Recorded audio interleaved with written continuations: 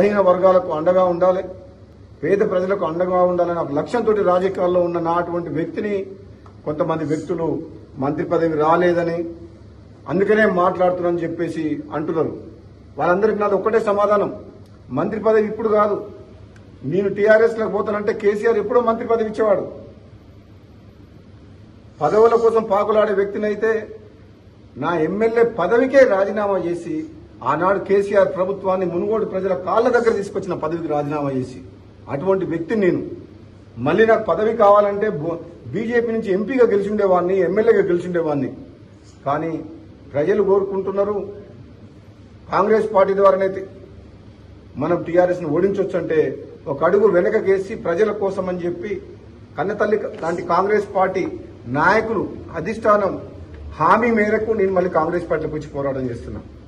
ఈ పోరాటం, ఈ ప్రజాసేవ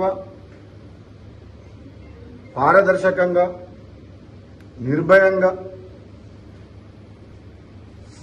తప్పకుండా ప్రజల పక్షాన నా వంతు పనిచేస్తూనే ఉంటా. నేను అందులో పనిచేసే ప్రతి ఒక్కరికి కూడా నా సపోర్ట్ ఉంటుంది. మీడియా, ముఖ్యంగా డిజిటల్ మీడియా సోదరులు నన్ను ఈరోజు కలిసి ధన్యవాదాలు చెప్తానికి వచ్చారు కాబట్టి వాళ్ళకు కూడా మరొకసారి నేను ధైర్యంగా మీరు ముందుకు వెళ్ళండి.